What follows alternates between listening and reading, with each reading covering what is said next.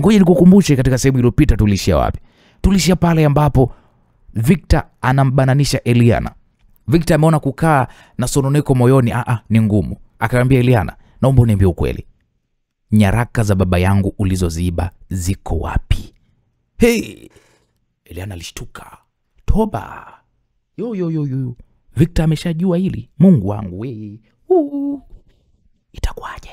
Hapo ndipo tulipoishia katika sehemu ya 21. Hebu njoo kwenye sehemu ya 22 tupate kujua kile hasa kilichoweza kuendelea. Hii ni Uncle J.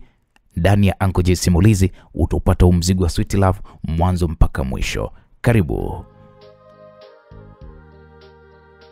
Lakini Eliana, kuna jambo moja limekuwa likinitesa sana. Ni lazima uniambie ukweli, tafadhali nakuomba uniambie ukweli. Nyaraka za babangu zile zilizopotea zipo wapi? Kauli hiyo ilimchoma Eliana kama kisu moyoni. Macho yake yalitoa machozi kwa ghafla. Mwili wake ulianza kumtetemeka. Alishindwa kuamini ya kuwa swali hilo limetoka mdomoni mwa mume wake Victor, tena kwa upole kabisa, lakini pia kwa sauti nzito yenye usiri ndani yake. Eliana kwa sauti ya kulia alitikisa kichwa kwa kusema, Victor,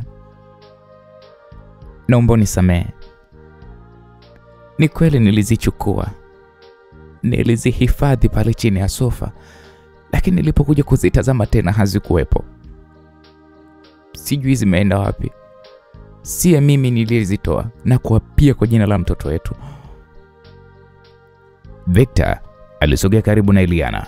Alimtizama kwa macho makali yaliyoshika hasira na huzuni. Sauti yake ilibadilika ghafla, ikawa yenye ukali usiokuwa na kificho. Eliana, kwa nini ulifanya jambo kama hilo? Kwa nini ukaiba nyaraka muhimu za babangu? Lengo lako lilikuwa ni nini? Unataka kumuua babangu kisiasa? Unataka kumuona akimalizwa, si ndo manake? Unapata faida gani ukimwangamiza babangu ambaye alikukumbatia kama binti yake mwenyewe? Naam, muda huo Eliana alitetemeka zaidi. Machozi yalizidi kumtoka usoni. Hakuweza kustahimili ukali wa sauti ya Victor. Maneno yale yalikuwa ni kama vile mapanga makali yakikata moyo wake. Alijikunyata kitandani, akishika tumbo lake lililokuwa limejaa ujauzito wa miezi 8 na wiki moja. Victor, usinichukie tafadhali.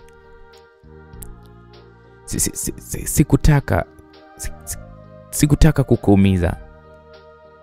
Aliendelea kulia kwa sauti dhaifu, lakini kabla hajamaliza mshangao ulitokea. Alihisi maumivu makali tumboni. Macho yake yalidondoka kwa hofu.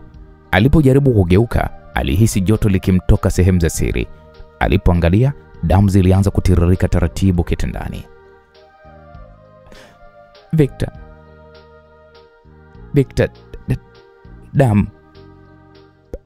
damu zinanitoka. Mwanangu. Eliana alipiga kelele kwa sauti ya maumivu na kilio. Victor alihisi damu yake ikiganda kwa hofu. Hasira zake zote ziliyeyuka mara moja, zikachukua nafasi ya uoga na hofu kubwa ya kumpoteza mke wake na mtoto wao.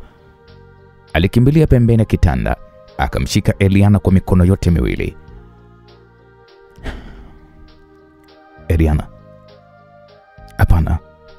Mungu wangu, nisamehe. Nilitoka nje mstari, tafadhali shikilia ujasiri. Mimi nitakupeleka hospitali sasa hivi, Eliana. Eliana alikuwa akilia kwa uchungu, machozi yakimchanganyika na maumivu ya ghafla ya tumbo. Victor alipiga kelele, akiita msaada wa house girl. Akamwagiza pale alibetia nguo kwa haraka, na kisha alimbeba mkewe kwa nguvu huku akitetemeka kwa hofu. Ndani ya dakika chache walikuwa wameshamkimbiza hospitalini, gari lake likiendeshwa kwa mwendo wa kasi. Victor aliendelea kumnongoneza Eliana maneno ya faraja, akimkumbatia mkono wake kwa nguvu. Eliana, utakuwa salama. Tafadhali usinipoteze. Sitajisamehe kamwe nikikupoteza wewe pamoja na mtoto wetu. Shikilia tu tafadhali, na kuomba ujikaze. Eliana kwa sauti dhaifu iliyokatwa na maumivu alijibu huku akiwa analia. Victor, usimlaumu mwanangu. Tafadhali. Linda mtoto wetu. Victor alizidi kulia kimya kimya, machozi yakimchuruzika usoni. Akajilaumu moyoni. Nimemuumiza sana. Sikutakiwa kumfokea hivi Eliana. Huu ni ujinga wangu. Sasa nimemweka hatarini yeye pamoja na mtoto wetu. Lo. Ndani ya moyo wake Victor aliahidi kwa sauti ya ndani, hata ikibidi apoteze kila kitu, atapigana kuhakikisha kwamba Eliana na mtoto wao wanabaki kuwa hai. Baada ya dakika kadhaa, gari la Victor liliingia kwa kasi kwenye lango kuu la hospitali ya kifalme ya taifa. Hospitali kubwa ilikuwa na hadhi ya kitaifa. Walinzi na wauguzi waliokuwa hapo kwenye geti walipoona tu namba ya gari na kufahamu ni ya familia ya waziri mkuu, haraka sana walifungua njia. Ambulance iliyokuwa ikifuata nyuma yao ilielekezwa moja kwa moja kwenye idara ya dharura. Victor aliruka ndani ya gari huku akimbeba mkewe mkononi, machozi yakimtiririka bila kujizuia. Eliana alikuwa na uso mweupe, macho yakiwa yamepoteza kabisa nguvu, damu zikiendelea kumtoka taratibu.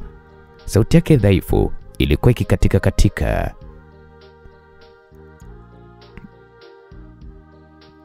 Victor,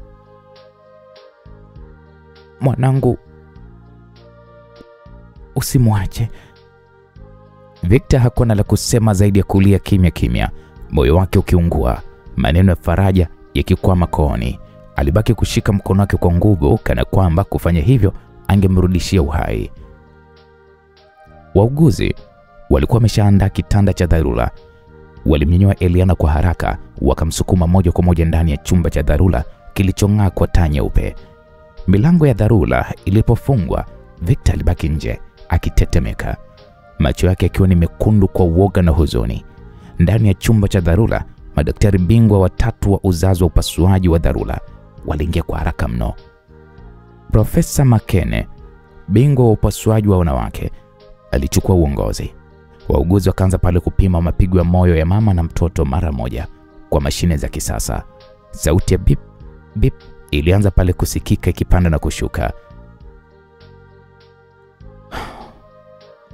Presha iko chini sana, mmoja wa wauguzi alisema kwa hofu.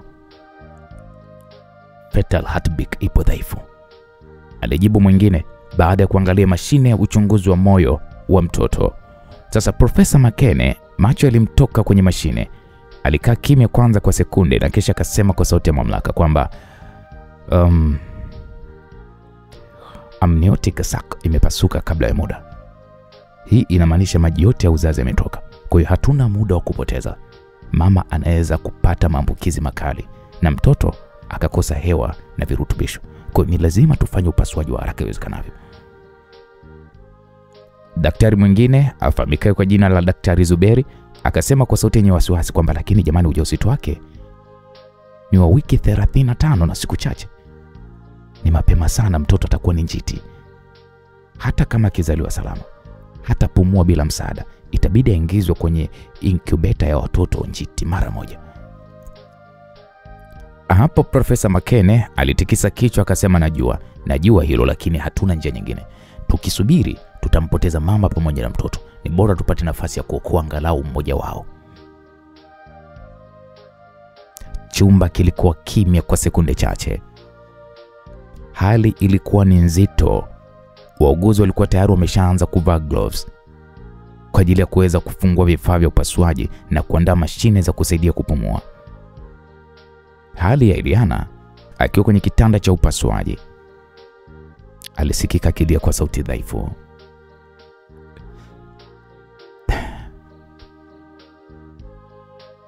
Mwanangu, usimwache mwanangu. Profesa Makene alimsogelea, alishika mkono wake Eliana.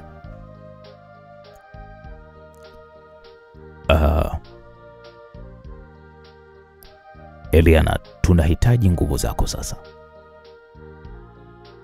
Tutafanya kila tuwezalo kukuokoa wewe na na mtoto wako.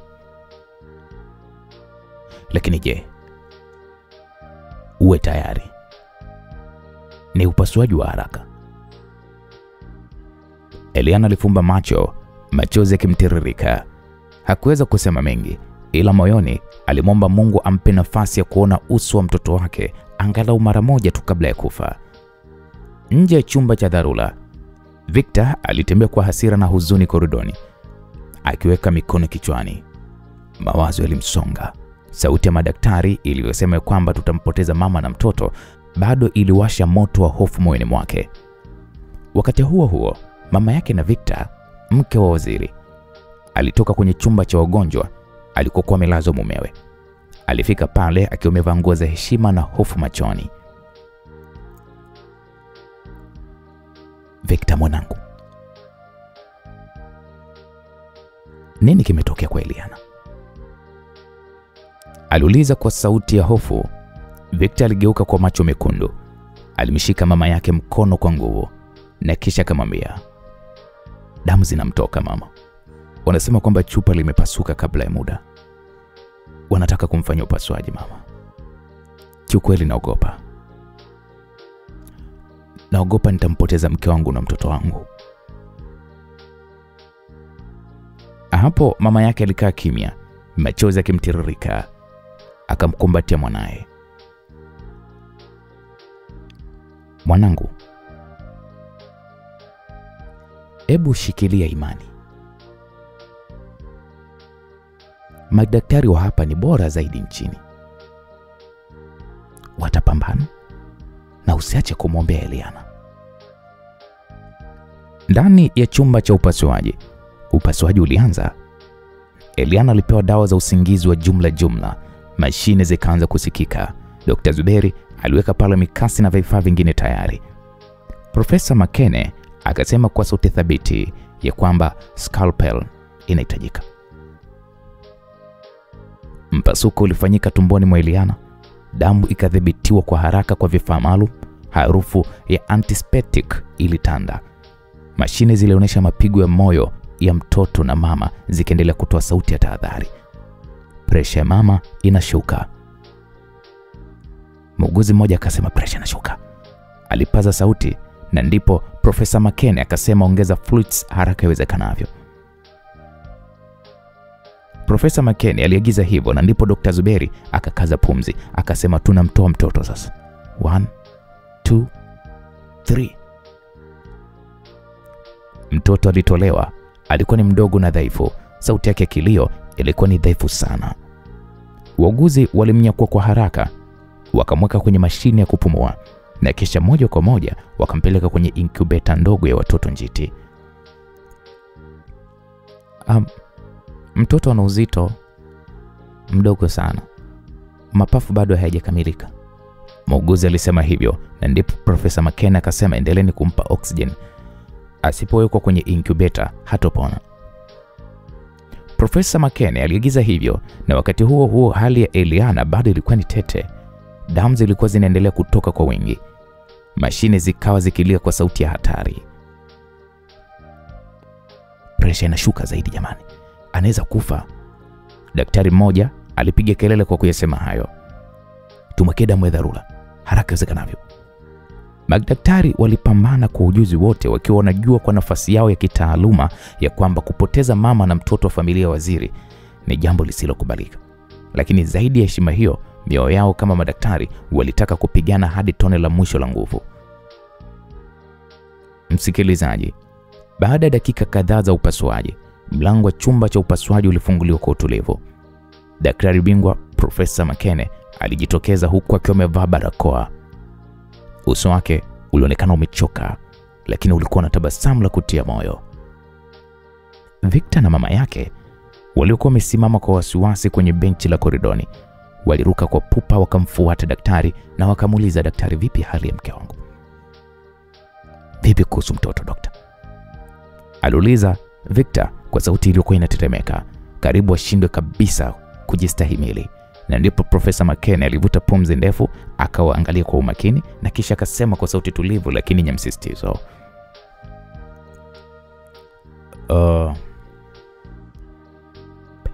Kwanza shukrani kwa Mungu. Upasuaji umefanikiwa. Mke wako Eliana yuko salama kwa sasa. Na tumeweza kudhibiti tatizo la damu na tumeondoa hatari kubwa iliyokuwa inamkabili. Victor alishusha pumzi, alifumba macho kwa sekunde chache, lakini bado moyo wake haukutulia. Dokta, na vipi kuhusu mtoto je? Aliuliza kwa hofu zaidi. Daktari alitikisa kichwa kidogo na kisha akaendelea kwamba mtoto wenu amezaliwa salama. Mtoto wenu ni wa kiume, na hata hivyo kwa kuwa amezaliwa kabla ya muda kamili, mapafu yake bado hayajakuwa vizuri. Kwa lugha ya kitaalam tunasema ni premature baby, yani mtoto njiti. Hivi sasa yuko kwenye kifaa maalum cha watoto njiti, incubator, ambacho kinamsaidia kupumua na kumdumishia joto la mwili. Kwa tunahitaji umakini mkubwa katika saa 72 za mwanzo. Hizo ndizo zitakazoamua hatima ya mtoto wako. Hapo Victor alishindwa kujizuia. Machozi yalimchuruzika usoni mwake, miguu yake ilimtetemeka kana kwamba haitaki kabisa kumshika. Alinamisha kichwa, alishika uso wake mikononi na akasema, mimi ndiye sababu ya yote haya daktari. Kama nisingemfokea, kama nisingemuumiza kihisia, leo hii mke wangu asingekuwa hapa alipo na mtoto wangu asingekuwa njiti.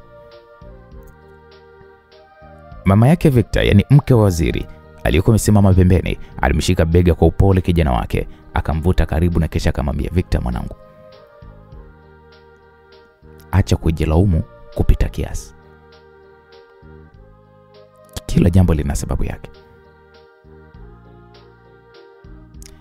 Hii haikuwa katika mikono yako wala ya Eliana. Mungu ndiye anayeandika yote. Cha muhimu sasa ni kushukuru kuwa wote wako hai.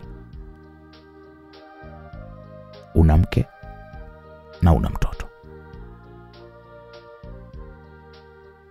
Wote hao bado wako na wewe. Msikilizaji, maneno hayo ya mama wala hata ya kupunguza uzito kwenye moyo wa Victor. Victor alihisi kama moyo wake unavunjika vipande vidogo vidogo. Aliona taswira kichwani mwake Eliana akilia, akimwomba msamaha, na sasa akilala chumba cha wagonjwa akiwa dhaifu baada ya upasuaji. Alimwona pia mtoto wake mdogo anayehitaji mashine ili tu apumue. Hilo lilimshusha chini kabisa kihisia Victor.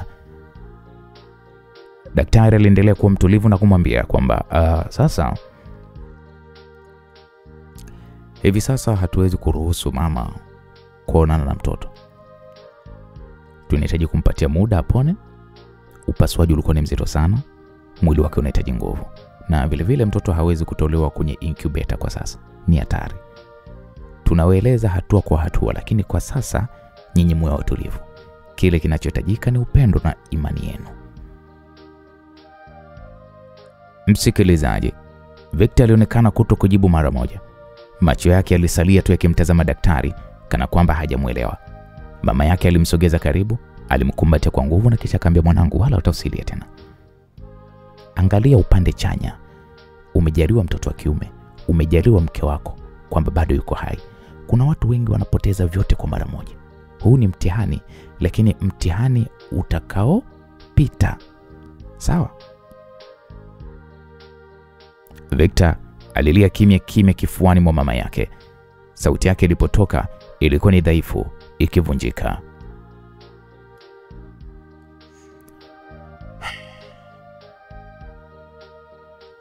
Mama, mtoto wangu ni mdogo sana mama. Sitasamehe nafsi yangu. Nilipaswa kumlinda Eliana na si kumuumiza. Nilipaswa kumlinda mtoto wangu akiwa yuko tumboni na si kumsukuma kuzaliwa mapema. Hapo mama yake alimnyanyua uso kwa mikono yote miwili, akamtazama machoni kwa upendo na kisha akamwambia, mwanangu, kusamehe nafsi ni sehemu ya uponyaji. Hivi sasa unahitaji kuwa imara. Eliana akiamka atahitaji kuona uso wako wenye matumaini, sio uso wa lawama. Na mtoto wako ataishi kwa sababu ana baba imara anayemsimamia. Ikiwa utazidi kubeba mzigo huu wa lawama, utawavunja moyo wote wawili, mke wako pamoja na mtoto wako. Kumbuka, nguvu ya baba ni faraja kwa familia. Maneno hayo yalimgusa Victor kwa kina. Alijua mama yake alikuwa yuko sahihi, lakini moyo wake bado ulikuwa na maumivu ya ndani, maumivu ya mtu anayejiona ameshindwa kulinda kile alichokipenda zaidi duniani. Alivuta pumzi ndefu, akajaribu pale kujipanga. Daktari Profesa Makene aliongeza kwa sauti ya kitaaluma zaidi. Jamani, kumbukeni watoto njiti wengi wameshakuwa salama wakilelewa kwenye vifaa hivi. Teknolojia tulionayo hapa kwetu ni ya kisasa, kwa tutahakikisha kila hatua inafuatiliwa. Kazi yenu sasa ni kushirikiana na sisi kwa kutupatia utulivu wa kifamilia.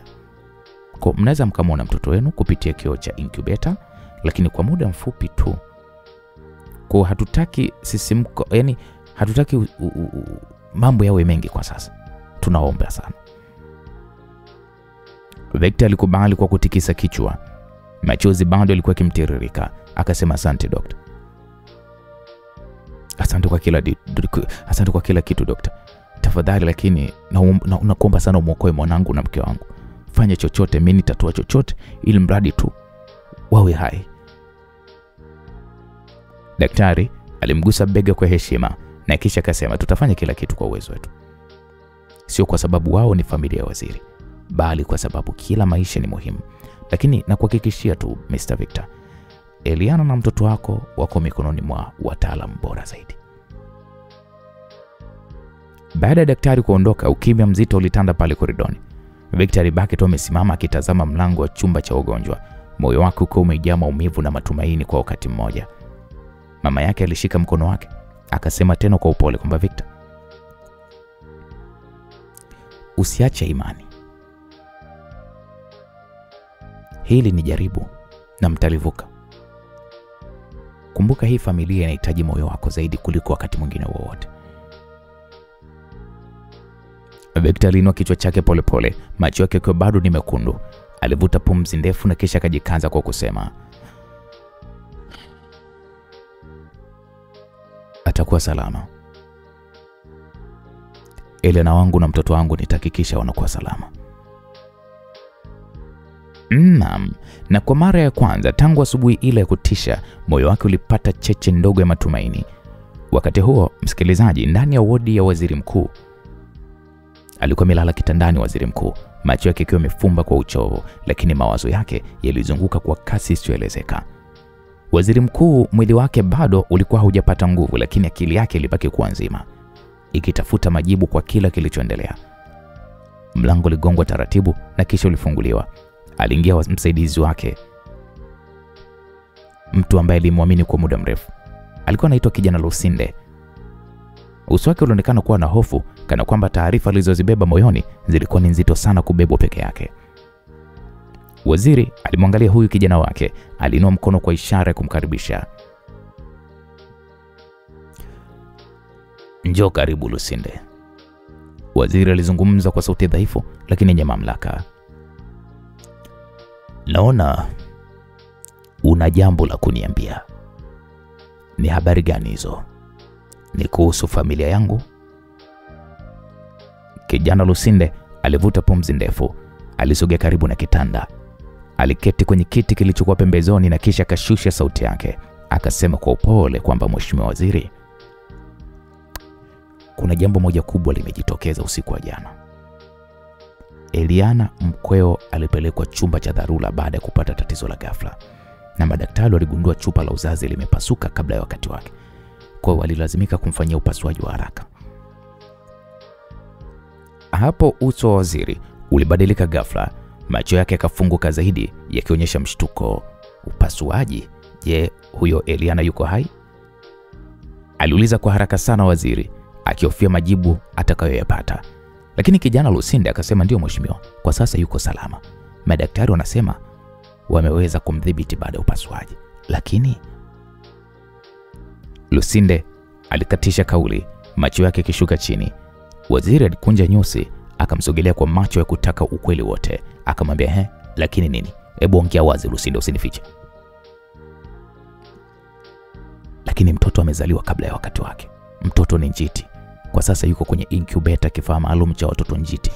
Na madaktari wanasema hali yake ni hatari. Hasa saa 72 za mwanzo. Hiyo ndio changamoto kubwa iliyopo kwa sasa mheshimiwa. Ukuta wa chumba ulikuwa uko kimya. Waziri kwanza aligeuza uso wake, macho yake kijaa machozi yaliyong'aa, lakini yakikataa kabisa kuanguka. Moyo wake ulijawa na huzuni isiyoelezeka. Alimpenda Victor kama mtoto wake wa pekee, na sasa alikuwa babu wa mtoto ambaye maisha yake yameshikwa na mashine. Lakini ndani ya moyo wake maumivu mengine makubwa yalijitokeza. Maumivu ya ukweli aliyoufahamu masaa machache yaliyopita.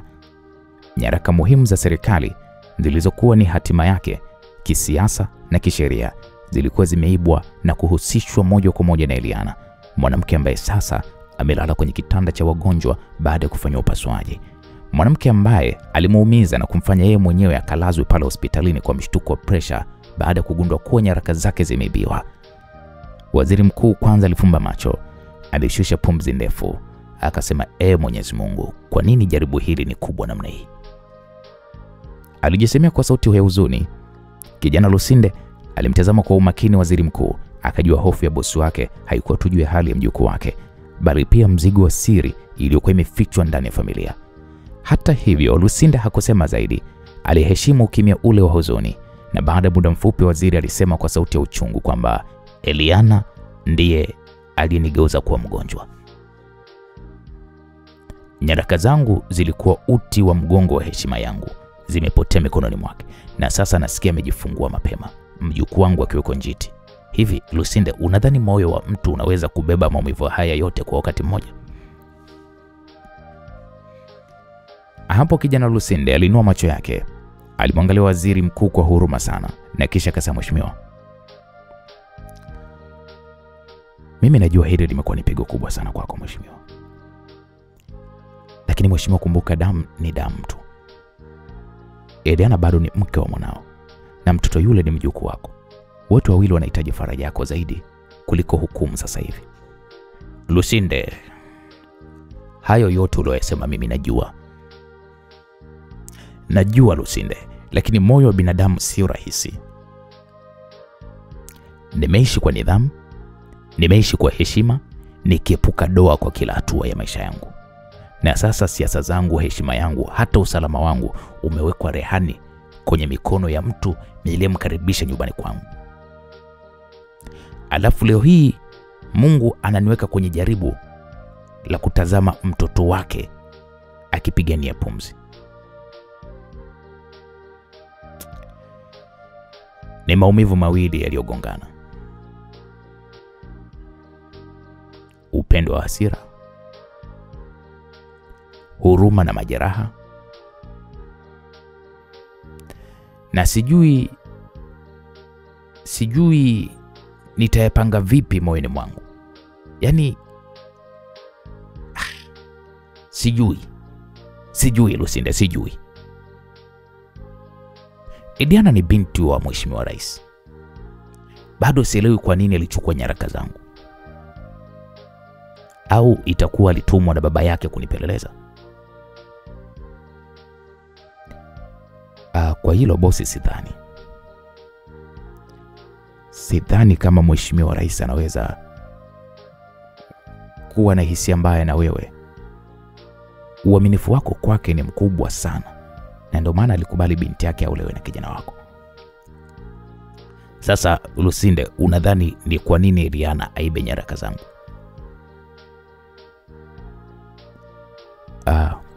Mheshimiwa, huenda huu ndo wakati wewe kuamini zaidi mpango wa Mungu kuliko akili zako. Kuna wakati mtu anafikiri kila kitu kiko chini ya udhibiti wake, lakini ukweli ni kuwa hakuna udhibiti. Hii familia yako sasa inaangalia macho yako. Victor anapitia maumivu makubwa ya kihisia, anajilaumu na bila shaka anahitaji nguvu zako. Kama wewe ukikosa nguvu, basi wote mtazama. Mimi nimeshazama Lusinde.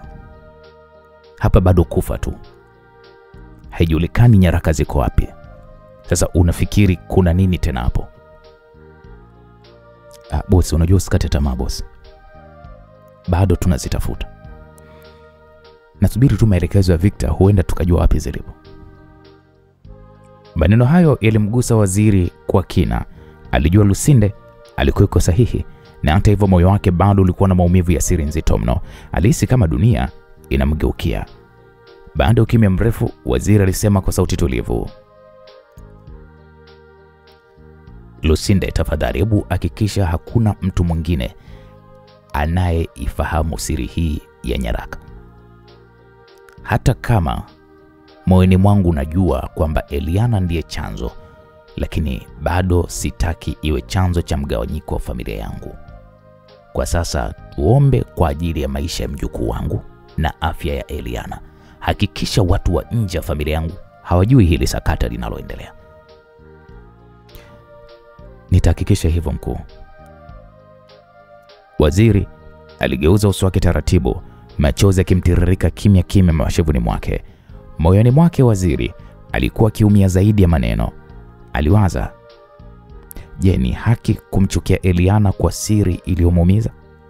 Ile hali sasa anapambana kati ya uhai na kifo.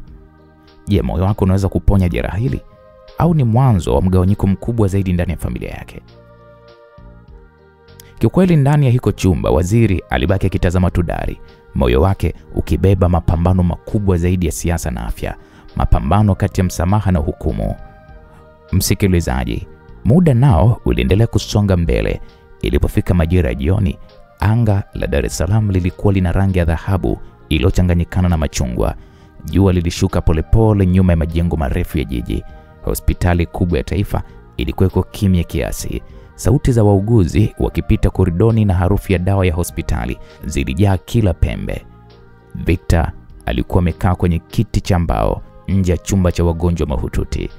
Mikono yake ilikuwa imeunganishwa kwa nguvu kana kwamba akishikilia pumzi yake isitoroke. Saa nzima ilipita tangu alipoonana na daktari, na kila dakika kwake ilikuwa ni karne nzima. Moyoni mwake bado alihisi ganzi, na akilini akawa anarudia swali lile lile. Kwa nini yeye? Kwa nini Eliana? Kwa nini mtoto wake mdogo? Mlangoni, daktari mmoja kijana mwenye sura ya upole alijitokeza. Akasema, Bwana Victor. Aliita dokta huyo kwa sauti taratibu, kana kwamba na yeye alihofia maneno yake yangemvunja. Victor alinyanyuka kwa haraka, miguu yake ikiwa ni mizito kama chuma. Akasema, ndio daktari. Daktari, tafadhali naomba uniambie. Daktari alivuta pumzi ndefu.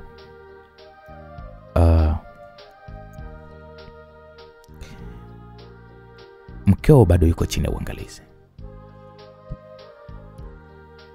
Anaendelea kupata nafuu taratibu, lakini sasa unaweza kwenda kumuona mtoto wako. Yuko kwenye incubator kwa sababu alizaliwa kabla ya wakati. Kwa hiyo anahitaji joto la kudumu na uangalizi maalum. Victor alihisi moyo wake ukipiga kwa nguvu. Alinyamaza kwanza kwa sekunde chache, alikubali kwa kichwa, alafu akasema kwa sauti ya kubanwa,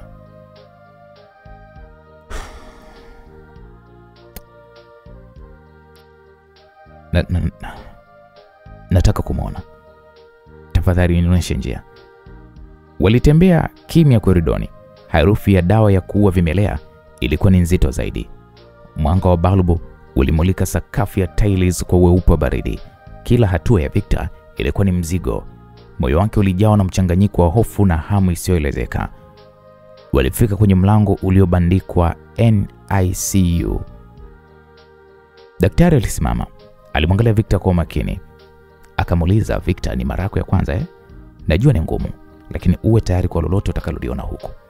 Watoto waliopo humu ndani ni wadogo sana, ni dhaifu sana, lakini wanapambana kwa nguvu zao zote kwa ajili ya kuokoa maisha yao. Victor kwanza alimeza mate, akakubali bila maneno. Daktari alifungua mlango, wakapita. Ndani kulikuwa kuna mwanga hafifu, mashine zikitoa milio ya taratibu. Chumba kilikuwa kina vitanda vidogo vidogo, kila kimoja kikiwa kimefunikwa na kioo maalum. Ndani yake kulikuwa kuna watoto wachanga, walikuwa ni wadogo kuliko ndoto. Victor alihisi miguu yake ikitetemeka. Alishikilia kuta za chumba ili asidondoke. Daktari alimpeleka upande wa kushoto. Akasimama mbele ya incubator moja. Ndani yake kulikuwa kuna kitoto kidogo, mwili wake mwembamba kana kwamba ulikuwa ni karatasi iliyokunjwa. Ngozi yake ilikuwa ni nyororo sana, karibu na uwazi. Mishipa ilionekana kwa urahisi mno. Mikono yake midogo ilijikunja na kifua chake kikawa kinapanda na kushuka kwa haraka sana, kana kwamba kila pumzi ilikuwa ni vita. Victor alisimama, akatazama. Moyo wake uliachia, midomo yake ilitetemeka, macho yake yalijaa machozi.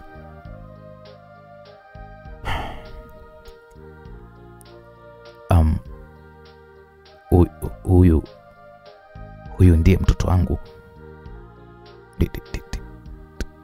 Ndiye mtoto wangu? Aliuliza kwa sauti ya kubanwa. Akaambiwa ndio. Daktari alijibu kwa upole kwamba mtoto wako ndio huyu. Victor alijishika kichwa, alipiga hatua moja mbele taratibu. Aliweka kiganja chake juu ya kioo cha incubator kana kwamba anataka kumgusa mtoto wake, lakini kizuizi cha kioo kilimzuia, na hapo ndipo machozi yalipomshinda. Yalianza kumtiririka mashavuni bila yeye mwenye kujizuia. Mtoto wangu mdogo. Ni mdogo sana. Alihema kwa sauti iliyovunjika.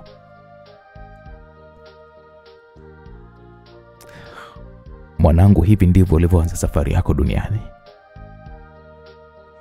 Ukiwa peke yako ndani ya kioo hiki, bila hata kunihisi, bila hata kunisikia nikiwa niko karibu. Alijipiga kifua kidogo, alisogea karibu zaidi. Alihisi maumivu makali. Moyo wake ulikuwa kama vile unachomwa moto wa sindano ndogo ndogo. Huyo ndo alikuwa mtoto wake wa kwanza, damu yake, na bado hakuweza kumshika. Hakuweza kumbeba kifuani kama baba mwingine yeyote.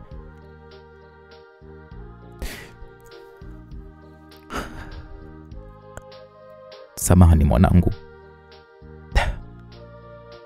Aliendelea kulia kwa sauti ya kunong'ona.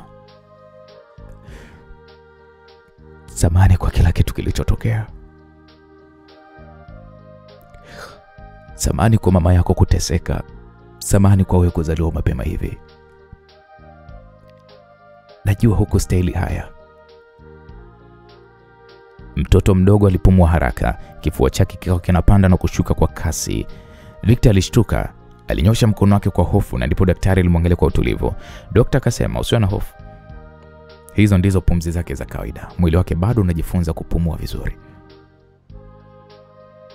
Victor alivuta pumzi ndefu, akawa kimya kwanza kwa muda. Kila sekunde aliyosimama pale, alianza kuhisi uhusiano wa ajabu kati yake na kitoto kile. Ingawa hakuweza kumgusa, ila moyo wake ulihisi kana kwamba walikuwa wakizungumza. Machozi yaliendelea kumtiririka.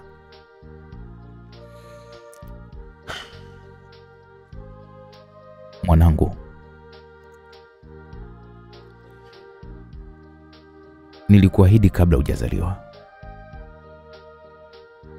Victor aliyesema maneno hayo taratibu, sauti kikatika kwa hisia. Kwamba nitakulinda, nitakupenda, na sitaruhusu dunia ikuumize. Lakini leo nakuta tayari umekutana na mapambano. Lakini nakuhakikishia mwanangu, hutopambana peke yako. Baba yako yuko hapa. Alipoyasema maneno hayo, moyo wake ulijawa na huzuni na upendo kwa wakati mmoja. Alikuwa amesahau dunia yote nje, mawaziri, siasa, migongano na familia, kila kitu Victor alikuwa amesahau kwa muda huo. Kitu pekee kilichosalia kilikuwa ni kitoto chake kidogo kilicholala ndani ya kioo, kikionekana ni dhaifu, lakini kikishikilia uhai kwa nguvu zisizoelezeka. Victor alikaa pale muda mrefu sana, kimya kikatawala. Alitazama uso mdogo wa mwanae, macho yake hayakutaka kabisa kuondoka, na moyoni mwake aliapa, hata ikibidi nipigane na dunia nzima, hata ikibidi nife, nitahakikisha wewe na mama yako mnasimama salama. Chumba kiliendelea kuwa kina milio ya mashine na Victor aliendelea kusimama pale, moyo wake ukiwa ni mzito, lakini pia ukiwa na cheche mpya ya matumaini. Kwa kuwa tayari jioni ilikuwa imefika, mke wa waziri, yani mama Victor, alimwambia Victor kuwa arudi nyumbani ambapo yeye atabaki pale hospitalini akiwaangalia Eliana na mtoto wake pamoja na mume wake ambaye ni waziri. Victor aliingia kwenye gari lake tayari kwa ajili ya kuanza safari ya kurudi nyumbani Kunduchi. Kwa kuwa alikuwa na mawazo sana, alitaka walau kupita kwanza kwenye sehemu moja ya starehe ili apate hata kinywaji. Lakini ghafla, ikiwa kachepuka kwenye barabara inayoingia mitaa ya ndani maeneo ya Kinondoni B, ghafla gari lake lilizima njiani. Hakuelewa shida ni nini. Alijaribu kuangalia labda mafuta yameisha, lakini akaona mafuta yapo. Alijaribu kufungua pale mbele kwenye injini, lakini bado hakuweza kuona tatizo lolote. Akiwa bado anawaza nini cha kufanya, aliweza kuona garage ya kisasa ambayo ilikuwa kama umbali wa mita 150 hivi kutoka pale alipokuwa. Taratibu aliamua kusogea kwenye garage hiyo ili kuona kama anaweza kupata fundi atakayekuja kuangalia gari lake lina shida gani. Alipofika mbali na gari lake, ghafla mlipuko mkubwa ulisikika. Buu! Sauti ya kutisha iliacha anga la jioni. Moto na vipande vya chuma vikaruka kila upande. Gari lake lilitumbukia kwenye dimbwi la moto, likawaka kwa miale mikali ya kutisha. Shinikizo la mlipuko lilimrusha Victor pembeni, mwili wake ukagonga udongo kwa nguvu. Alichukua muda kidogo kurejea kwenye fahamu zake. Alihema kwa nguvu huku macho yake yakishuhudia gari lake likiteketea mbele ya macho yake. Victor moyo wake ulimdunda kwa kasi kwamba ni nini hiki? Je, ni ajali ya kawaida ama ni bomu? Hapo Victor alikuwa anawaza, lakini jasho jembamba lilikuwa linamtiririka usoni. Akiwa bado hajapumua vizuri, macho yake yalimshuhudia mtu mmoja akitokea gizani, akiwa amevalia mavazi meusi yaliyokuwa yamefunika mwili mzima. Hata uso wake ulikuwa umefichwa kwa kofia na barakoa. Mtu huyo alisogea karibu na gari lililokuwa linateketea na moto. Akatazama kwa umakini kana kwamba anatathmini kama kazi imekamilika. Alafu alitoa simu akapiga haraka huku akionekana kuzungumza kwa ishara fupi za mkono, mfano wa mtu anayetoa taarifa kwa ukubwa wake ya kuwa kila kitu kimefanikiwa. Hapo ndipo ukweli ulimpiga Victor kama radi, kwamba ina maana mlipuko huu ulikuwa umepangwa kummaliza yeye. Victor aliwaza kwa mshangao na hasira ilimjaa kwa wakati mmoja. Hakutaka hata sekunde moja ipotee. Ghafla aliinuka na kuanza kumkimbiza yule mtu kwa kasi kubwa mno. Mtu yule naye hakuwa wa kawaida. Mara tu aliposikia hatua za Victor, alianza kukimbia kwa kasi, akipenya mitaani na kando ya majengo yaliyokuwa hayana watu. Moyo wa Victor ulijaa shauku ya kulipiza kisasi na kupata majibu. Hakuruhusu umbali huo kuongezeka. Miguu yake ilikuwa ni mizito, mapafu yake kihisi kuungua kwa hewa kali aliyokuwa akiingiza, lakini moyo wake ulimpeleka mbele zaidi. Akawa anamwambia yule mtu, simama, simama wewe, simama. Victor alipiga kelele, lakini mtu yule hakugeuka wala hakusita. Kasi ya mbio ilikuwa ni kama vile mchezo wa paka na panya. Wakati mwingine mtu yule alipenya kwenye kona kali, wakati mwingine aliruka vizuizi vidogo. Victor kwa kuwa alimhitaji, ilibidi alazimike kutumia nguvu za ziada, akihisi misuli yake ikikaza, lakini akijua hataweza kumwacha huyu mtu. Victor alikuwa tayari kupigania maisha yake na ya familia yake. Hatimaye baada ya muda mrefu wa mbio kali, Victor alimfikia yule mtu kwenye kona ya barabara yenye giza. Bila kuhesabu gharama, alijitupa kwa nguvu akamwangusha chini yule mtu. Wote wawili wakaanguka kwa kishindo. Mapambano makali yakaanza papo hapo. Mtu yule hakuwa mwepesi kushindwa. Alikuwa na mafunzo. Ngumi na mateke yake yalikuwa na uweredi mkubwa mno. Victor alipigwa mateke mawili makali kifuani, akahisi pumzi zikimkatika. Lakini kwa hasira na mzigo wa hofu wa familia yake, ilibidi ajikaze. Siwezi kuniruhusu nikimbie, aliwaza moyoni mwake. Ngumi zikawa zinapishana, mateke yakipiga upepo na miili yao kugongana. Hata hivyo, Victor hakuwahi kukata tamaa. Alitumia ujanja zaidi, akajifanya kudondoka, alafu ghafla akashika mguu yule mtu na kumbwaga chini kwa nguvu. Wakiwa wako pale chini, Victor alimpiga ngumi moja nzito usoni yule jamaa. Yule jamaa ilimchanganya ile ngumi kwa sekunde chache. Mara moja Victor ndo akatumia hiyo fursa kumdhibiti. Alimweka chini ya shinikizo na kisha akakaa juu yule mtu. Alimkaba mikono, akamwambia, nani aliyekutuma? Nani aliyekutuma? Victor alipiga kelele kwa hasira huku uso wake ukiwa umejaa jasho, lakini kabla jibu halijatoka, milio ya siren za polisi ilisikika ikija kwa kasi. Mwanga wa taa zao ulileta nuru kwenye eneo la giza walilokuwa. Gari la polisi lilisimama kwa kishindo. Askari kadhaa waliruka nje haraka wakiwa na bunduki kwamba simameni hapo hapo, msiondoke. Askari mmoja alizungumza hivyo. Waliposogea, walimkamata yule mtu aliyevalia mavazi meusi, walimpiga pingu mikononi kwa uweledi wa mafunzo. Victor aliinuka, alihema kwa nguvu, alikuwa yuko hoi, macho yake yakiwa yamejaa uchovu na hasira. Alitazama gari lake likiteketea kwa mbali na kisha akawageukia polisi. Victor akasema, huyu mtu lazima eleze ametumwa na nani. Hii ilikuwa ni njama ya kunimaliza, alisema Victor kwa sauti nzito na yenye msisitizo. Askari mmoja alimwangalia kwa umakini na kisha akamwambia, tutahakikisha kila kitu kinachunguzwa, lakini kwa sasa bwana Victor, una bahati kipekee kwamba uko hai kwa hali hii. Ilikuwa ni wazi hii haikuwa ajali. Victor alibaki akitazama tu moto uliokuwa bado unateketeza gari yake, macho yake kipenyeza kwa mbali zaidi, kana kwamba alikuwa anaona sura zisizoonekana wale waliompangia umauti. Alijua sasa vita aliyokuwa akiipigana haikuwa ndogo kama anavyoichukulia. Haikuwa tu juu ya nyaraka wala juu ya heshima ya baba yake. Ilikuwa ni vita ya maisha na kifo, vita ambayo sasa imeanza rasmi. Victor aliongozana na polisi mpaka kituoni pale pale Kinondoni, akatoa maelezo ya namna tukio lilivyokuwa na kisha karudi zake nyumbani kwake. Siku iliyofuata hakuweza kabisa kupata usingizi. Victor kila alipofikiria matatizo yanayomwandama yeye na familia yake, usingizi haukuweza kumpata kabisa. Kulipokucha, aliamua kudamkia tena kule kule polisi ili kujua kama yule mhalifu aliyetaka kumua jana kama akasema chochote. Alipofika kituoni, polisi walimueleza kuwa hali ya kiafya yule mtuhumiwa ilibadilika ghafla usiku, hivyo alipokumwaisha hospitalini. Victor kwa uelewa muhimu wa mtu huyo aliamua kwenda kwenye hiyo hospitali ambayo mtu huyo alikuwa amelazwa. Ingawa yeye hakuwa polisi, lakini kwa kuzingatia hadhi yake kama mtoto wa waziri mkuu, kama mume wa binti wa rais na mfanya kazi kwenye ofisi ya rais, haikuwa ngumu kwake Victor kuruhusiwa kuingia wodini kumuona mtuhumiwa huyo. Kwa ile alipoingia, alimuona mtuhumiwa huyo kalala kitandani huku akiwa katundikiwa drip ya maji. Mwanzoni alitaka kuondoka, lakini ghafla alijikuta tu akiamua kusalia pale hospitalini kama mlinzi ili kuhakikisha yule mtu hatoroki. Victor alikaa pale nje ya hospitali hiyo mpaka ilipofika majira ya saa 3 za usiku. Kwenye akili yake Victor aliamini kabisa, ikiwa mtu huyo atasema watu waliomtuma, basi kuna uwezekano mkubwa wakawa ndio wahusika wa yale yanayoendelea kwenye familia yake. Akiwa katulia nje ya hospitali hiyo, Victor ghafla alianza kuona askari wakipita mbio mbio kuelekea ndani ya ile hospitali. Victor alishangaa. Ilibidi muulize muuguzi aliyekuwa akitoka ndani ya ile hospitali kwamba, samahani dada, mbona polisi wanakimbilia huko ndani? Tena mkuku kuna nini? Muuguzi akasema kuna mhalifu alikuwa hapa kutibiwa, ila inasemekana ametoweka wodini alipolazwa.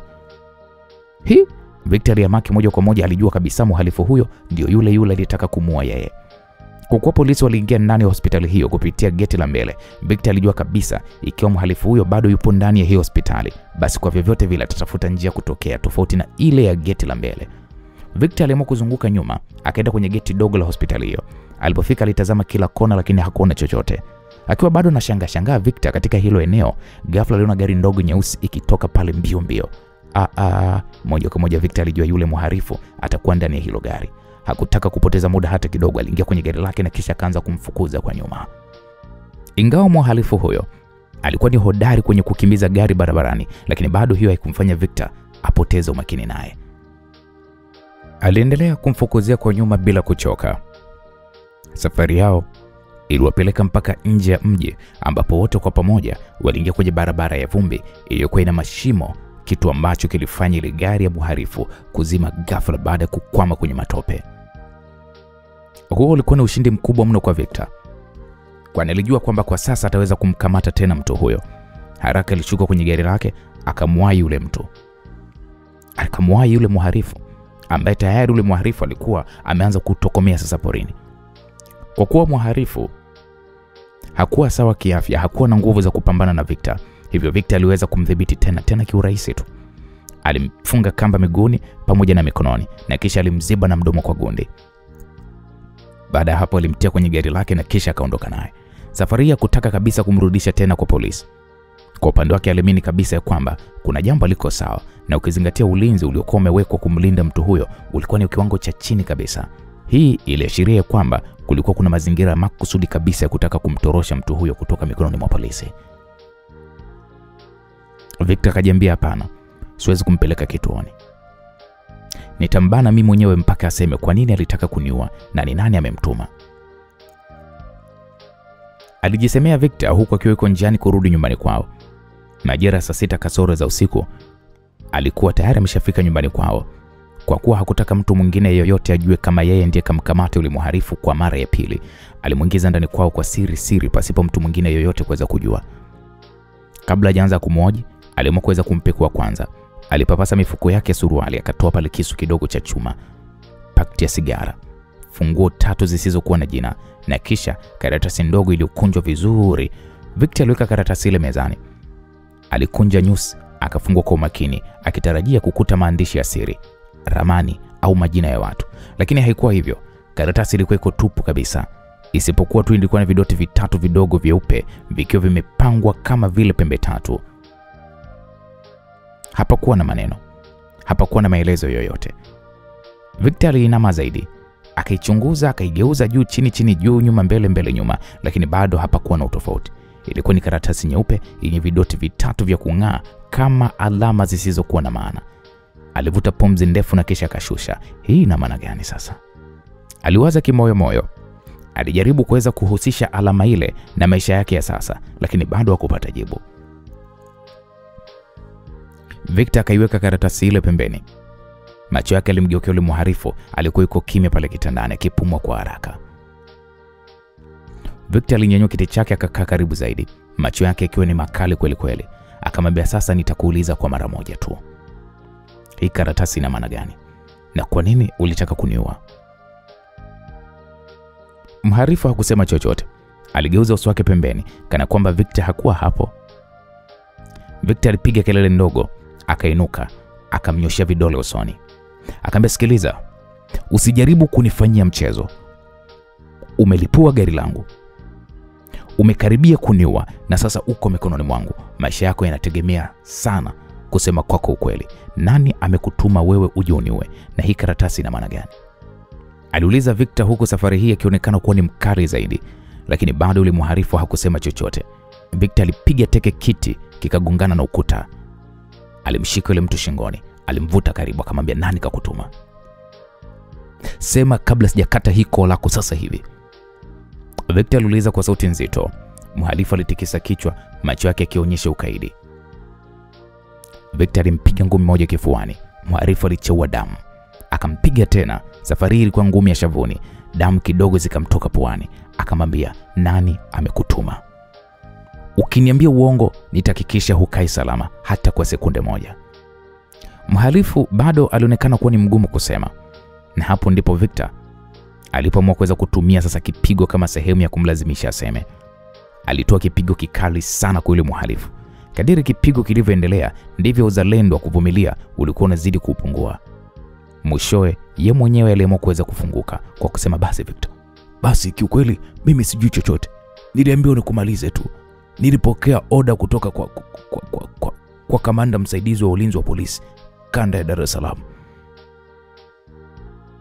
Victor alisogea nyuma ghafla, kana kwamba maneno yale yalikuwa ni risasi. Akamwambia, unasema nani?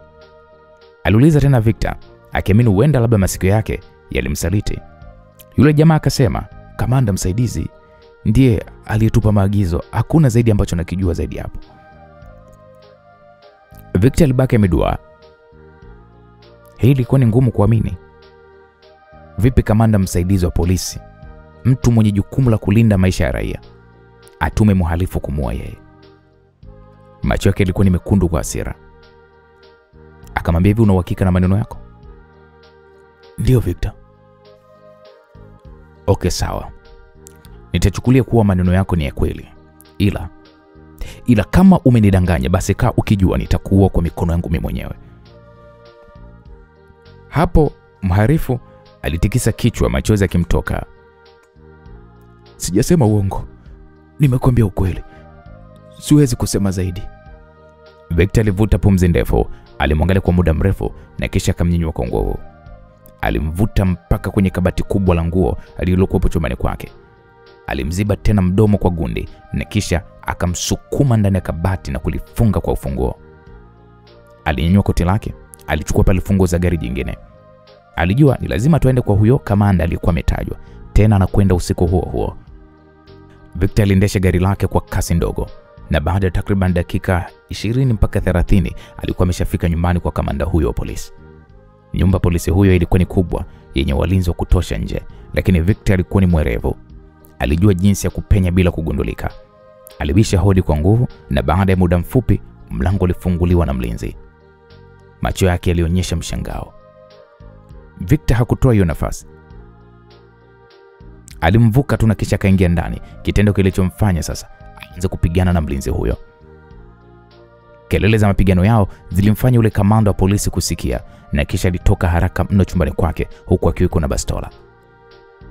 Alipofika sebleni, alikuta tayari Victor ameshamdhibiti yule mlinzi wake.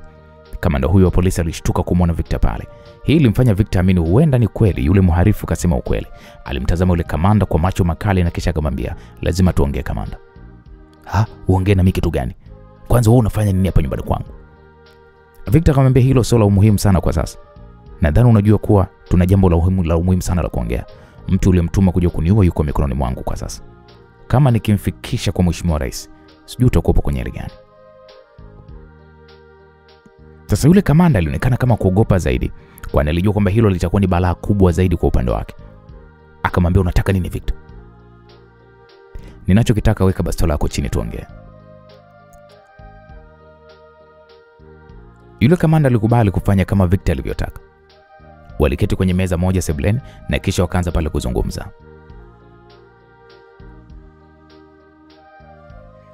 "Victor, unataka nini usiku huu? Hapa sio mahali pa kuja bila taarifa." Victor kwa sauti nzito alimtazama yule kamanda na kisha akamwambia, "Najua ulikuwa na mkono kwenye jaribio la kutaka kuniua leo, na mtu uliyemtuma sasa yuko mikononi mwangu." Upuuzi gani wewe unaongea? Mimi ni askari mwaminifu, siwezi kufanya jambo la kipumbavu kama hilo." "Usijifanye ujue kamanda. Yule mtu amekiri, na ndio maana niko hapa. Kama utaki hili jambo kuwa kubwa zaidi, basi ni bora tukamalizana hapa hapa kimya kimya." Kwa hiyo unataka nini?" "Kujua sababu wewe kutaka kuniua ni nini." Hapo kamanda alivuta pumzi, akatazama kushoto, akatazama kulia kama kuna mtu alijificha gizani, na hatimaye akasema kwa sauti ya chini, akasema, "Sawa. Mimi nitakwambia. Ni kweli bwana, lakini sikutaka. Nililazimishwa." "Nani alikulazimisha?" "Ni magaidi kutoka Sudani. Wamenishika mateka bila kunigusa. Waliniambia kama sitakumaliza wewe, basi familia yangu yote itauawa. Wanajua kila kitu kuhusu mke wangu na mtoto wangu." "Magaidi kutoka Sudani?" "Ndio." "Hivyo unaelewa unachokiongea wewe? Yaani kama msaidizi wa polisi kama wewe unawasiliana na magaidi, ina maana kwamba umesahau kama wewe ulikula kiapo kwa ajili ya kuweza kulinda taifa lako?" "Najua Victor, najua. Kiukweli mimi nimekosea sana. Nimevunja kiapo changu mimi mwenyewe. Nipe taarifa zao magaidi haraka iwezekanavyo." "Kiukweli sijui chochote kuhusu hao. Walimteka mtoto wangu wakati anaenda shule huko Uingereza, na ndio maana nilikuwa na hofu sana. Walimwachia lakini kwa sharti moja tu, nikuue wewe, na ndio maana nikamtuma yule kijana aje kukuua." "Kwa hiyo ulikuwa uko tayari kuniua ili kuiokoa familia yako. Kwa hivyo ndivyo jeshi la polisi linavyofanya kazi. Yaani utoe sadaka maisha ya wengine kwa kuokoa wengine, si ndio?" "Victor, nisamehe sana. Kwa kweli mtoto wangu alipokuwa katekwa nilichanganyikiwa sana. Ulichokifanya ni ngumu sana kuweza kusameka. Huna sifa za kuwa hata mgambo tu katika taifa hili. Sasa basi, utajiudhuru nafasi ya upolisi wewe mwenyewe. Tafuta sababu ya kumpa mkuu wa jeshi la polisi ile asikutilie mashaka ya kwa nini unajiudhuru.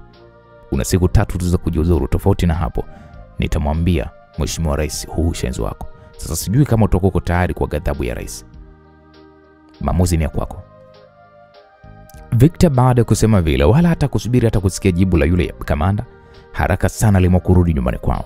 Alipofika alifungua tena ile karatasi, aliweka mezani na kisha akaanza kuitazama huku akijaribu kufikiria vile vidoti vitatu vilikuwa vina maana gani. Akiwa anaendelea kuangalia, alijaribu kuiweka ile karatasi karibu na ramani ya Tanzania. Ramani ya Tanzania iliyokuwa iko pale mezani kwake, na ndipo aliposhtuka mara baada ya kuona kama vile kuna uhusiano kati ya vile vidoti na ramani ya Tanzania. Mara moja akaanza kulinganisha vile vidoti vitatu na maeneo tofauti tofauti. Alipoweka mistari akagundua kitu cha kutisha vibaya mno. Vidoti vile vinafanana kabisa na miji mitatu mikuu: Dar es Salaam, Arusha na Mwanza.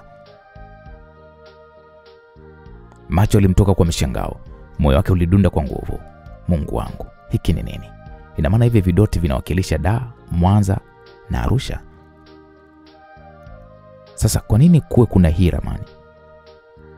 Mungu wangu, ina maana ni shambulio la kigaidi. Victor alisanuka, jasho jembamba lilimtoka. Alisimama na kisha akapiga hatua huku na kule, huku moyoni mwake akijisemea, hii sasa ni hatari. Ina maana wamepanga kulipua miji mitatu mikubwa hapa nchini. Hapana, lazima nizuie hili. Lakini nitawezaje sasa? Sina taarifa yoyote kuhusu hili shambulio. Au nipeleke hii taarifa kwa waziri wa ulinzi? Lakini hapana, huenda kukaa kuna maafisa waovu wengi tu wanaoshirikiana na hao magaidi. Na kama nikitoa taarifa hii kwa waziri wa ulinzi, lazima magaidi watajua na pengine watabadilisha kabisa plani ya mpango kazi wao. Victor aliketi tena, akishikilia kichwa kwa mikono yote miwili. Akilini mwake kulikuwa kuna maporomoko ya mawazo. Anaanzaje kuzuia jambo hili? Ni nani atakayemwamini? Karatasi ile ndogo ya ghafla iligeuka kuwa mzigo mkubwa kuliko mlima. Kila nukta ndogo iliashiria maelfu ya maisha yaliyokuwa hatarini. Alifumba macho, akapumua kwa nguvu. Alijua kuanzia sasa usingizi wake hautakuwepo tena. Kulipokucha, mwanga hafifu wa jua uliingia taratibu kupitia mapazia mazito yaliyokuwa yamefunika madirisha ya jumba lao. Saa ya ukutani ilionyesha kabisa majira ya saa 1:40 za asubuhi. Nyumba nzima ilikuwa kimya kwa tahadhari na mipango mizito iliyokuwa kichwani mwa Victor. Aliamka kitandani mwake huku akijisikia mzito. Alipiga miayo mikubwa na kisha katazama upande wa kabati kubwa la nguo lililokuwa lipo ukutani. Ndani ya hilo kabati ndipo alikokuwa amemficha yule mhalifu aliyekuwa amemkamata usiku uliokuwa umepita, mtu aliyekuwa amejaribu kumuua kwa bomu lililowekwa kwenye gari lake. Alijua wazi kuwa mhalifu huyo alikuwa bado yu hai, labda akiwa amelala kwa uchovu au akipanga namna ya kuweza kutoroka. Victor alitabasamu kwa ndani, akijua kwamba michezo ilikuwa imeanza rasmi sasa. Alipoingia sebuleni, aliwakuta walinzi na wafanyakazi wake wachache tu wakiwa wamesimama tayari kwa ajili ya kuanza majukumu yao ya kila siku. Walimwangalia kwa heshima, macho yao yakionyesha kwamba walikuwa tayari kwa maagizo. Victor akamwambia, leo hamna kazi nyingi. Kila mtu naomba ondoke arudi majira ya usiku, ninahitaji kuweza kupata utulivu na faragha. Kwa msijaribu kuniuliza swali. Walinzi walitazamana kwa mshangao na kisha mmoja wao akathubutu kuuliza kwamba, lakini bosi Victor, je, ni salama kwa sisi kuondoka kabisa hapa? Hasa ukizingatia haya yanayoendelea kwa sasa. Victor alimkatisha yule mlinzi kwa ishara ya mkono, akamwambia, nimesema msijali, ondokeni. Nikihitaji msaada nitawaita. Hili ni agizo. Mpaka hapo hakuna aliyethubutu kuhoji tena. Baada ya dakika chache magari matatu madogo yalisikika kiondoka nje ya geti. Utulivu karejea tena. Nyumba yote ikawa kama jangwa. Victor alirudi ndani na kuanza pia kutega pale mtego wake. Alifungua mlango wa kabati dogo, akamwangalia yule mhalifu wake aliyekuwa amejikunyata kwenye kona, macho yakiwa ni mekundu kwa kukosa usingizi. Victor akamwambia, leo nakupa nafasi ya kuishi. Ukijua kutumia nafasi hii unaweza kuondoka salama. Lakini ukijifanya unaleta ujanja utakufa kabla tujatoka mita 10 tu kutoka hapa. Victor aliposema hivyo, yule mhalifu hakuongea chochote, ila tu macho yake yalionyesha mshangao na pia matumaini. Victor alijifanya kama vile hajali, akafungua mlango zaidi na kisha akaenda kukaa kiti cha sebuleni, na kisha alipiga simu fulani kwa sura ya hila. Ndio. Nimeamua kumwachia aondoke tu. Mhalifu aliposikia hayo, moyo wake ulipiga mbio. Alijua sasa alikuwa na nafasi ya kutoroka. Alianza kutembea taratibu, alipiga hatua za tahadhari. Victor hakumwangalia tena. Alijifanya kama vile amechoka na kupuuza kabisa. Lakini mara tu mhalifu alipovuka geti la nje, Victor alivaa koti jeusi, akachukua bastola ndogo na kimya kimya akatoka kupitia mlango wa nyuma. Alikuwa tayari kwa mchezo wa paka na panya. Mhalifu alitembea haraka barabarani, akitazama nyuma mara kwa mara kuhakikisha kwamba Victor hakumfuatilia. Kila mara alipohisi usalama, aliongeza mwendo. Alijua kwamba anatakiwa kufika sehemu fulani kabla Victor hajabadilisha mawazo. Victor alimfuata kwa ustadi wa hali ya juu.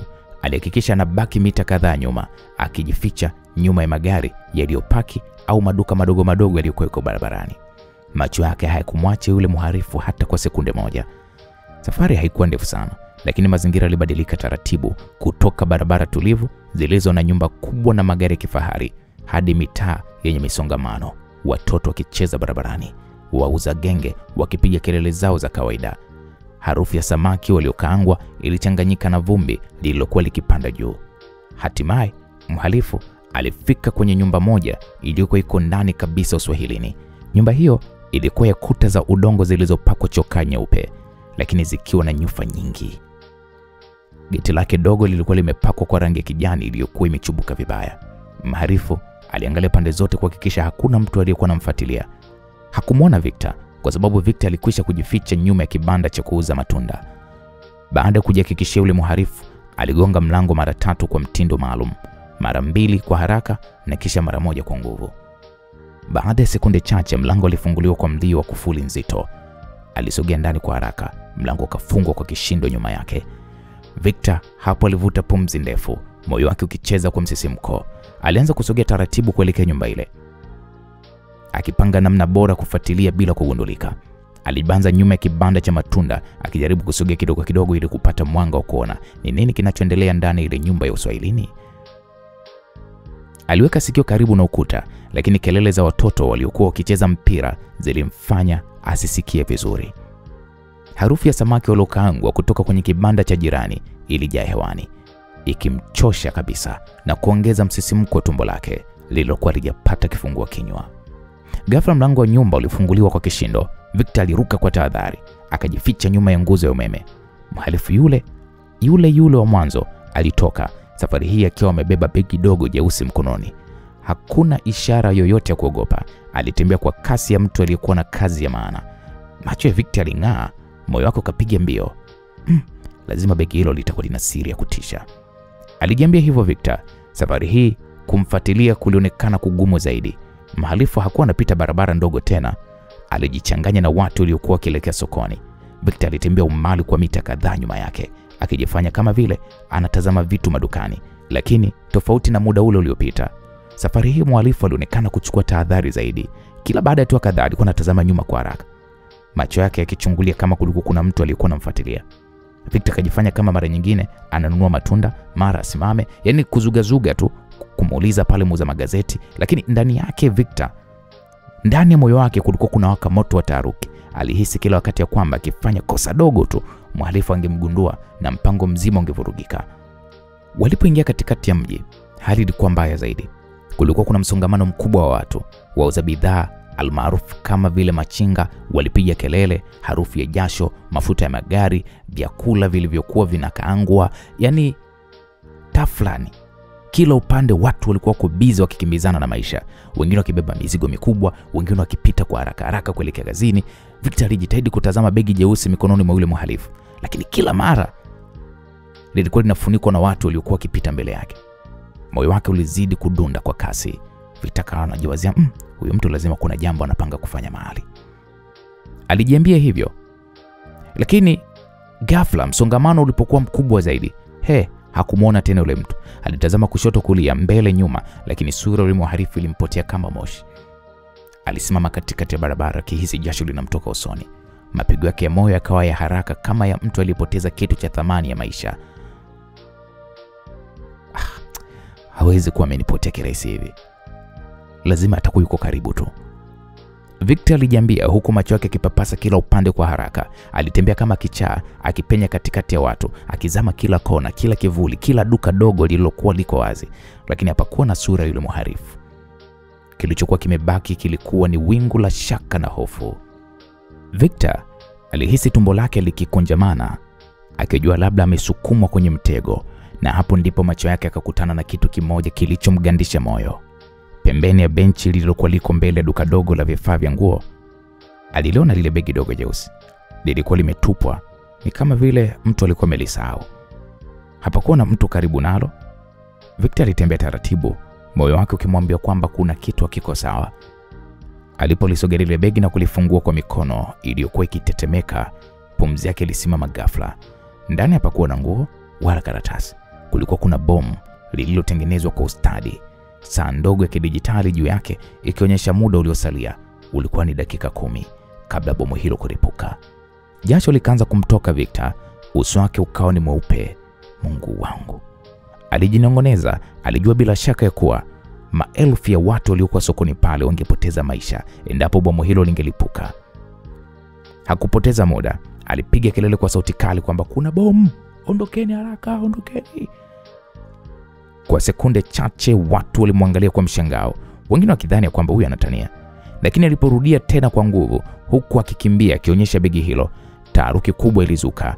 Watu walianza kukimbizana, wakisukumana, wengine wakidondoka, watoto wakilia kwa hofu, wanawake wakipiga mayowe. Sauti ya fujo ilijaa angani na taharuki katanda eneo lote hilo.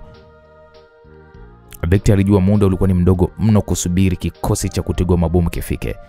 Dakika 10 zingeweza kutosha hata kama wakiitwa waje mara moja. Ilibidi ajitoe muhanga. Haraka alikimbia kwenye duka dogo lililokuwa lina vitambaa, akamwambia muuza vitambaa, nipe mkasi haraka sana. Bila hata kuelewa nini kilichotokea, muuza vitambaa alitoa pale mkasi. Victor akarudi kwa kasi, moyo wake ukipiga kama ngoma ya vita. Alipofika pale aliketi sakafuni, aliweka begi pembeni. Aliona waya 3 zenye rangi tofauti zikitoka kwenye lile bomu. Alijua kwa makosa madogo tu sekunde zake za mwisho zingekuwa zimetimia. Alinamisha pale kichwa, akafunga macho kwa sekunde kadhaa, akasema, Mungu wangu, kama ni mapenzi yako niongoze, usiruhusu damu isiyokuwa na hatia imwagike leo. Alipumua kwa nguvu na kisha alichukua pale mkasi. Dakika zilikuwa zikizidi kusogea, ambapo kwa wakati huo zilikuwa zimebaki 3 tu. Jasho lilimtoka, akaamua kukata waya mmoja, akachagua ule uliokuwa karibu mno na mwisho wa bomu. Kwa bahati kipekee, badala ya mlipuko, kile kifaa kilizima. Ukimya mzito ulizunguka. Victor alinama, machozi yalimtoka bila hata mwenye kutarajia. Akasema, asante Mungu, asante kwa kuniokoa. Alijipongeza Victor akiwa bado amekaa chini, mikono yake ikitetemeka, huku akishikilia mkasa aliokuwa ameutumia kukata waya wa hilo bomu. Pumzi zake zilikuwa ni nzito, kana kwamba kila hewa aliyovuta ilikuwa ni mzigo mkubwa. Jasho lilikuwa linamdondoka Victor usoni. Lakini ndani ya moyo wake, Victor bado hakupata utulivu. Hakujua kama kulikuwa kuna mabomu mengine sehemu tofauti au kama mhalifu alikuwa yuko karibu. Hapo ndipo ghafla macho yake yakakutana na kitu kilichomgandisha. Umbali watu wachache miongoni mwa watu waliokuwa wakisogea kwa tahadhari, alimwona tena yule mhalifu. Uso wake ulionekana na mshangao mkubwa, macho yake yakiwa yamepanuka kana kwamba alikuwa hajiamini. Alikuwa amerudi kujua ni kwa nini bomu halikulipuka na pengine kuthibitisha kama kazi yake imefanikiwa. Victor alihisi hasira ikipanda ndani yake. Bila kufikiri mara mbili, aliruka kwa kasi na kuanza kukimbia kumfuata yule mhalifu. Akamwambia, simama hapo hapo, simama! Victor alisema kwa sauti kubwa, sauti ambayo ilivunja kelele zilizokuwa zimesalia kwenye eneo hilo. Mhalifu alijaribu kukimbia, akajipenyeza katikati ya watu waliokuwa wakipiga mayowe, lakini safari hii bahati haikuwa upande wake. Watu waliokuwa pale, baadhi yao wakiwa bado na hofu, walitambua kilichokuwa kikiendelea. Waliona kijana jasiri aliyekuwa amewapigania dakika chache zilizopita, sasa anamkimbiza mtu aliyekuwa ndo chanzo cha hofu yao. Wanaume wawili waliokuwa wako jirani kabisa na kibanda cha matunda waliona mwendo wa mhalifu, wakaamua kumzuia. Walimzuia kwa kumwinda shingoni. Mhalifu alijaribu kujinasua, lakini kabla hajafanikiwa, Victor alikuwa ameshafika. Alimshika kwa nguvu shingoni na kumburuta chini. Watu walianza kushangilia, wengine wakipiga makofi, wengine wakipaza sauti. Muda huo huo sauti za ving'ora zilianza kusikika umbali wa mita chache. mara moja magari mawili ya polisi yalijaa pale yakasimama kwa ghafla. Milango ilifunguliwa kwa kishindo, askari wakiwa na silaha waliruka nje haraka mno.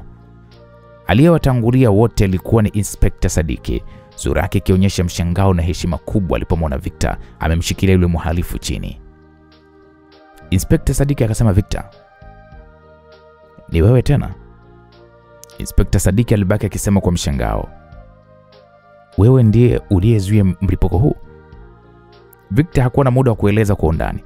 Alinyosha mkono akionyesha bomu lililokuwa limezimwa pale pembeni ya benchi. Victor akasema, "Kama sio Mungu, wote tungelikuwa majivu sasa hivi." Victor alisema kwa sauti nzito, bado akishikilia mkono wa mhalifu. Wakati huo huo, gari lingine dogo lilikuwa limebeba waandishi wa habari liliwasili pale.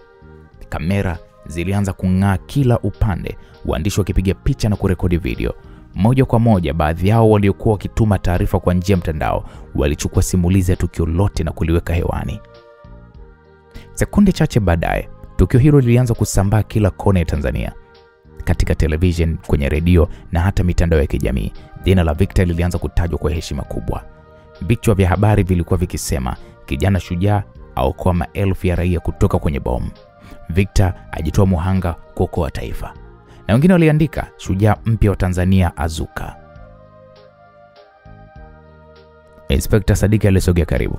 Alimshika Victor mkono kwa nguvu akamwambia, "Kijana, ulichokifanya leo hakijawahi kufanywa na mwananchi wa kawaida. Tanzania nzima itajua wewe ni nani."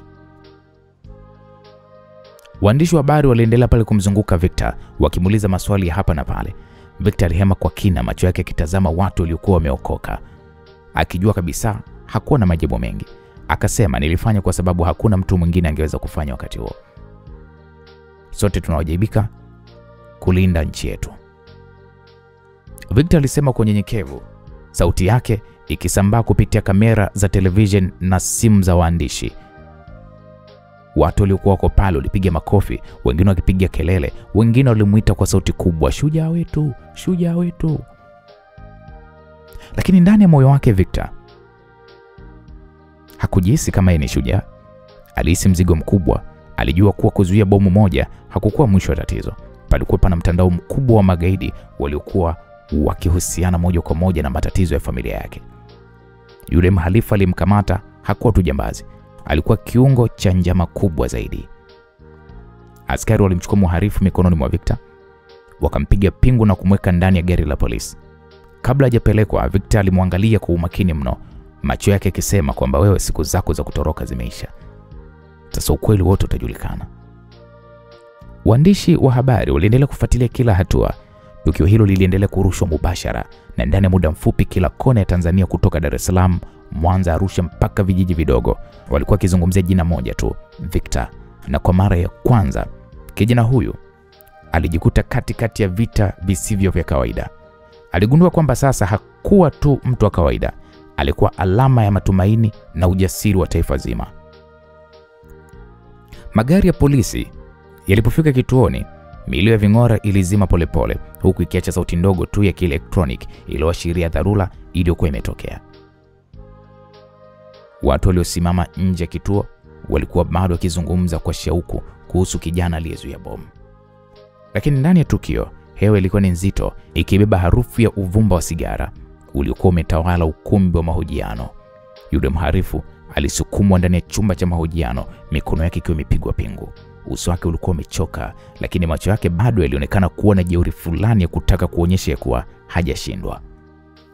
Inspekta Sadiki alisimama upande wa pili wa meza, macho yake yakimtazama kwa ukali, huku Victor naye akisimama nyuma akifuatilia kila kitu.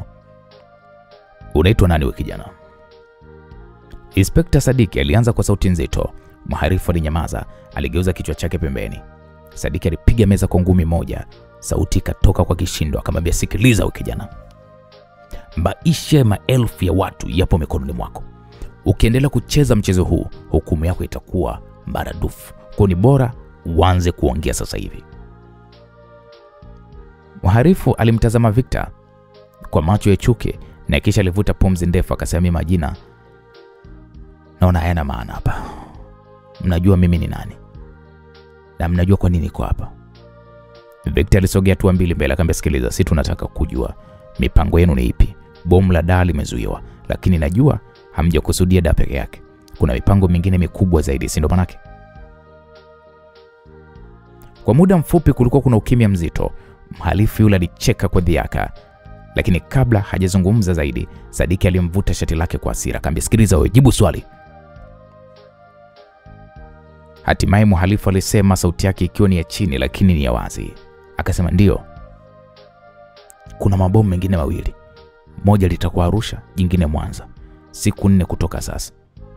Taifa lenu litazungumziwa kwa vilio na damu. Maneno hayo yalimfanya Victor ahisi baridi ikimshuka mgongoni.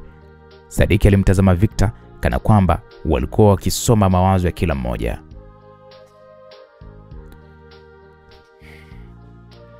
Ni wapi hasa yatakapolipuliwa? Inspekta Sadiki aliuliza kwa shinikizo. Mhalifu alitikisa kichwa akasema, hilo mimi sijui.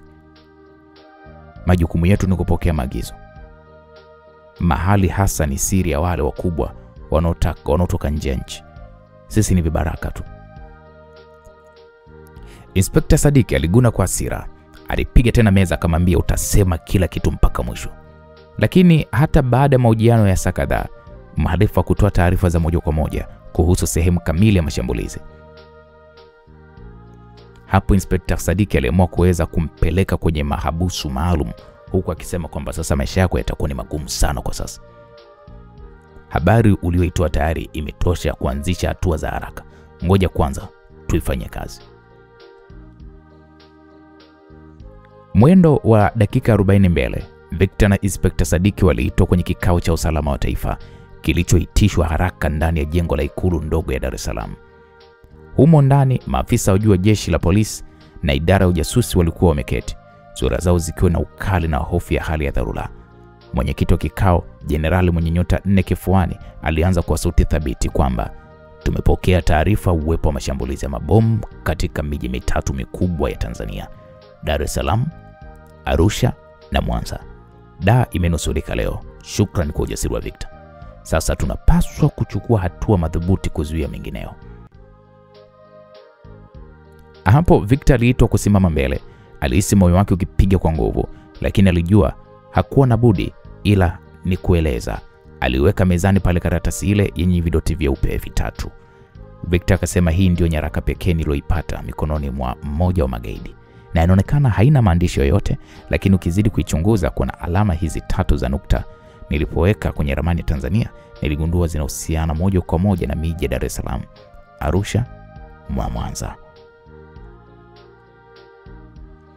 Kikao kizima kilinyamaza.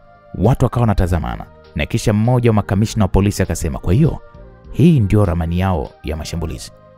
Victor alitikisa kichwa kwa kusema ndio. Haionyeshi maneno kamili ndani ya miji, lakini ni wazi hawa watu wanalenga sehemu zenye mikusanyiko mikubwa ya watu. Soko, kituo cha mabasi au hata uwanja wa michezo. Chochote kinaweza kuwa lengo lao. General aliinuka, macho yake yakitoa nuru ya uthabiti. General akasema, kama hivyo ndivyo ilivyo, basi tunahitaji operation ya kitaifa kuzuia sasa. Tutatuma vikosi maalum vya ujasusi Arusha na Mwanza. Victor, unataka ushiriki kwa ukaribu kwa sababu wewe pekee ndiye unayeonekana kufahamu mbinu zao. Hapo Inspekta Sadiki naye akaongezea kwa kusema, naomba Victor aunganishwe moja kwa moja na timu yangu ya upelelezi. Ana macho ya kuona pale ambapo wengine hawaoni. Ameweza kusoma alama hii kwa urahisi ya kwamba hii ni ramani, jambo ambalo sio rahisi kwa raia wa kawaida kuweza kugundua. Victor alivuta pumzi ndefu. Alijua mzigo ulikuwa ni mkubwa. Alikuwa tayari ameshashuhudia karibu maafa makubwa. Sasa anashirikishwa kwenye maamuzi ya usalama wa taifa. Victor akasema, nitafanya chochote kitakachoweza kuhitajika. Sitakubali taifa langu liangamizwe, alisema kwa sauti yenye uthabiti. Baada ya maelezo hayo, kikao kiliidhinisha pale mpango kabambe wa kuhakikisha kwamba wanazuia hayo mashambulizi mengine ya kuwakamata wahusika. Kikao kilipofungwa, kila mmoja alitoka na mzigo moyoni. Lakini Victor alihisi tofauti. Kwa mara ya kwanza alihisi kuwa mapambano haya sasa yalikuwa rasmi, sio tena kati yake na magaidi, bali kati ya taifa lote na nguvu za giza zinazotaka kuharibu. Moyoni mwake Victor aliapa kujitoa kadiri awezavyo kuokoa taifa lake, kwa kuwa ilitakiwa kufanyika kwa haraka zaidi. Siku hiyo hiyo Victor aliwasili kwenye kambi ya jeshi. Ndani ya kambi hizo, taa kali za jenereta zilikuwa zikimulika mahema makubwa ya kijeshi. Ndani ya moja ya mahema hayo, Meja Juma alikuwa ameketi mbele ya ramani kubwa iliyowekwa juu ya meza. Mistari mekundu na ya blue ilichorwa ikionyesha maeneo ya hatari na njia za mbadala. Kila askari aliketi kimya, macho yakiwa kwa Meja Juma aliyekuwa akitoa maelekezo ya mwisho. Operation hii tunaiita usiku wa mwisho. Alizungumza hivyo kwa sauti nzito na yenye msisitizo. Kazi yetu ni kufika katika mapango ya milima Kifaru, kuyazunguka na kuwatokomeza magaidi wote walioko humo. Lakini kumbukeni, hawa watu si wa mchezo. Wana silaha nzito, wana ujuzi wa vita vya msituni, na zaidi ya yote wana mazoea ya kutumia raia kama ngao. Naam, askari mmoja, Luteni Musa, aliuliza kwa hofu iliyofichwa kwamba je, kuna taarifa zozote za idadi yao Meja? Meja alivuta pumzi ndefu, macho yake yakipita kwenye ramani. Akasema, takwimu za ujasusi zinaonyesha wako kati ya 30 mpaka 40, lakini hatuwezi kuthibitisha. Tunachojua ni kwamba wanayo RPG moja, bunduki nyingine aina AK-47 na mabomu ya kutupa. Hivyo tukikosea mpango na sisi tutaangamia. Hapo ukumbi ulibaki kimya kwa sekunde chache. Hatimaye Lieutenant Silvanus alisimama, akagonga meza taratibu na kisha akasema, tutafanya kama ulivyopanga. Wanaweza kuwa wengi, lakini tuna nidhamu na tunayo akili ya kijeshi. Tutawawinda. Sauti za askari zilipanda, kila mmoja akionyesha mshikamano, na kisha maandalizi yakaanza rasmi. Mahala yalifunguliwa, risasi na silaha za kisasa zikagawiwa. Kila kikosi kilipewa vifaa vya mawasiliano, miwani ya usiku na chakula cha kubeba.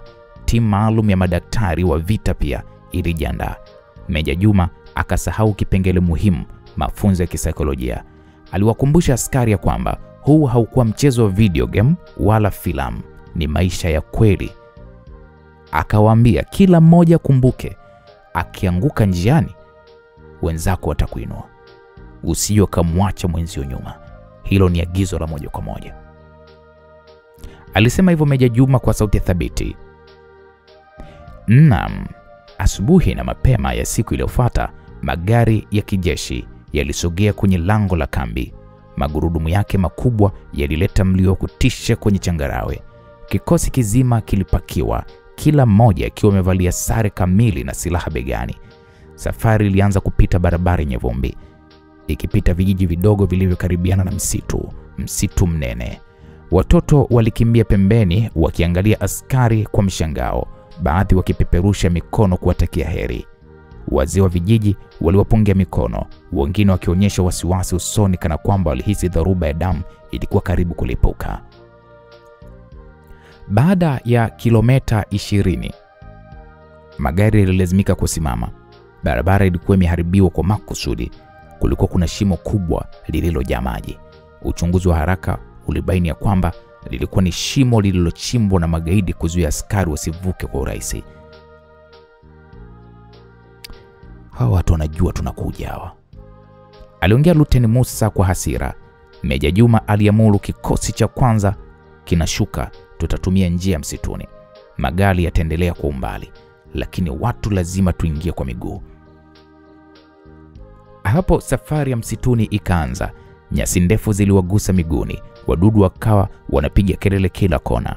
Jua la mchana likawa kali, jasho likawa toka askari. Licha ya yote, kila mmoja alikaza moyo.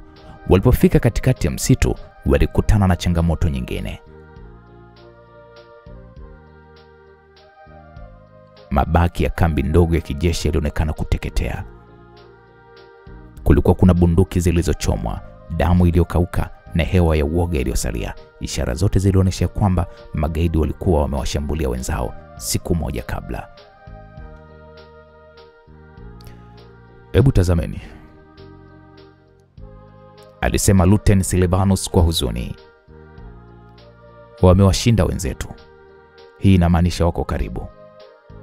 Baada ya ukaguzi wa haraka, wakagundua kwamba kulikuwa kuna mabomu ya ardhini yaliokuwa yamefunikwa karibu kabisa na njia waliokuwa wakipita.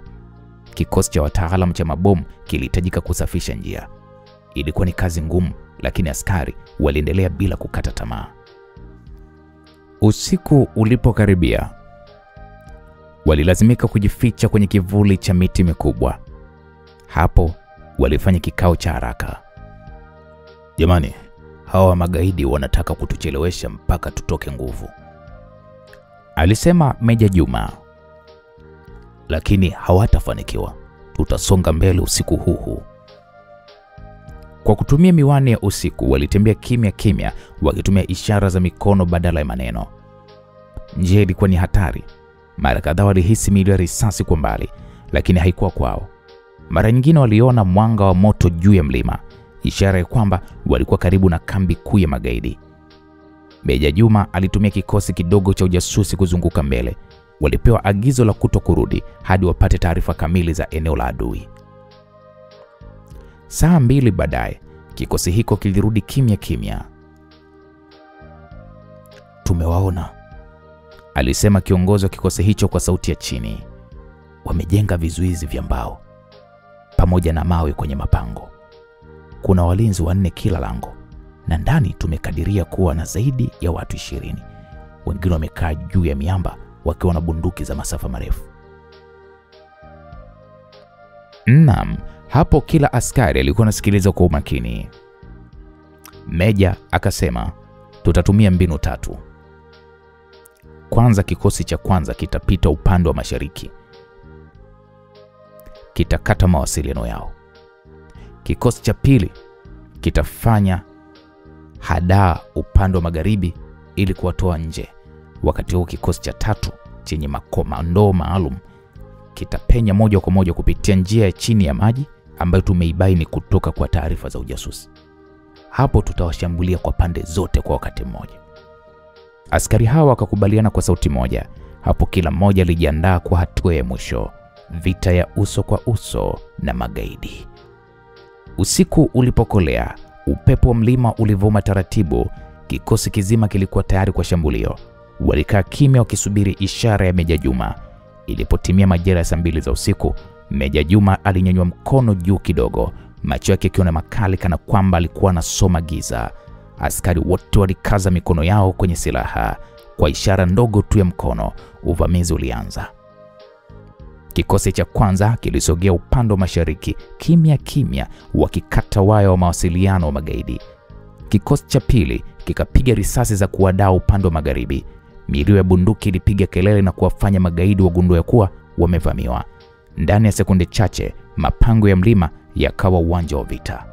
Magaidi waliripua risasi hovyo wakidhani majeshi yote yapo upande wa magharibi. Lakini kikosi cha 3 cha makomando kilikuwa kimeshapenya kupitia njia ya chini ya maji, kikiingia moja kwa moja kwenye pango kuu bila hata kugundulika. Walipofika ndani, walifyatua mabomu ya machozi, wakaleta vurugu kubwa. Kilichofuata kilikuwa ni kama radi ya ghafla. Milio ya risasi, mabomu ya kurushwa kwa mikono na sauti za watu kupiga kelele ziliunguruma. Askari walipiga kwa umakini, kila risasi ikielekezwa kwa mlengwa. Magaidi waliokuwa wamejificha juu ya miamba walianza kuanguka mmoja baada ya mwingine. Dakika 30 za mapambano makali ya uso kwa uso zilitamatika. Hatimaye milio ya risasi ilianza kupungua. Askari waliosalia walisogea kwa tahadhari, wakifagia kila kona. Magaidi waliokuwa bado hai walisalimu amri wakiwa wamenyanyua mikono juu. Mara tu baada ya kuhakikisha eneo lote limekuwa salama, maafisa wa upelelezi waliingia, wakamkusanya kiongozi wa kundi la magaidi. Alikuwa ni mwanaume wa makamo mwenye ndevu nene na macho makali. Alikuwa ameketi chini akiwa amefungwa mikono, jasho likimtoka usoni. Meja Juma alimkazia macho na kusema kwa sauti thabiti kwamba unajua kwa nini hatujakuwa? Kwa sababu tunahitaji majibu. Wapi mabomu yalipopangwa kwa mashambulizi Arusha na Mwanza? Gaidi hilo likacheka kwa kejeli. hamtoweza kufika kwa wakati. Masaa yamebakia machache sana. Lieutenant Silvanus alimvuta kwa nguvu, akamtia ngumi ya uso, akamwambia, sikiliza, usitufanye si wajinga. Sema sasa hivi, hayo mabomu mmeyatega maeneo gani? Baada ya dakika chache za shinikizo, gaidi yule alisema, mabomu yapo yamefungwa kwenye magala ya mizigo. Arusha yamewekwa kwenye bohari ya soko kuu. Mwanza yapo bandari ya kusafirisha samaki. Yamesetiwa muda, yatalipuka kesho mchana. Habari hiyo iliyotetemesha wote ilimaanisha kwamba maelfu ya raia wako hatarini. Wakati huo Victor, ambaye alikuwa amekaa nyuma akiangalia operation kupitia mawasiliano ya radio, aliitwa ndani ya hema la maofisa. Inspector Sadiki alimweleza taarifa walizokuwa wamezipata. Victor alishika kichwa chake, macho yake kijawa na hofu. Niliwahi kuona ile karatasi yenye vidoti vitatu. Nikajua kuna mpangilio wa miji mikubwa. Sasa imethibitisha hofu yangu. Hawakutaka shambulio la kawaida. Walitaka kuua taifa lote kupitia miji hii mitatu. Sasa kwa mtazamo wako, tunapaswa kuweza kuchukua hatua gani haraka zaidi? Victor alivuta pumzi ndefu, akasema, kwanza msichelewe. Hizi time za mabomu zinaweza kusitiwa mbali zaidi ili kukatisha tamaa. Lakini uzoefu wangu unaniambia wanataka taharuki kubwa. Hivyo muda ni silaha yao. Mkigawanya vikosi viwili, kimoja kiende Arusha, kingine kiende Mwanza, mna nafasi ya kuokoa maelfu ya watu. Hapo Inspector Sadiki alikubali kwa kichwa, akasema, Victor yuko sahihi. Tutagawa vikosi mara moja. Naam, msikilizaji, kwa ndege mbili za kijeshi, vikosi viwili vikubwa viliruka usiku ule ule. Safari ilikuwa ni ya dharura, kila dakika ikiwa ina thamani kubwa mno. Kikosi cha kwanza kilipofika Arusha, walielekezwa moja kwa moja sokoni kwa msaada wa polisi wa mtaa. Walisafisha eneo lote, wakawatoa watu wote kwa haraka. Mabomu manne makubwa yalipatikana ikiwa yamefungwa kwenye mapipa ya plastiki, yakiwa yamewekwa muda uliobakisha kama masaa matatu tu. Kikosi cha kutegua mabomu kilifanya kazi kwa umakini mno, na ndani ya dakika chache walifanikiwa kuyazima.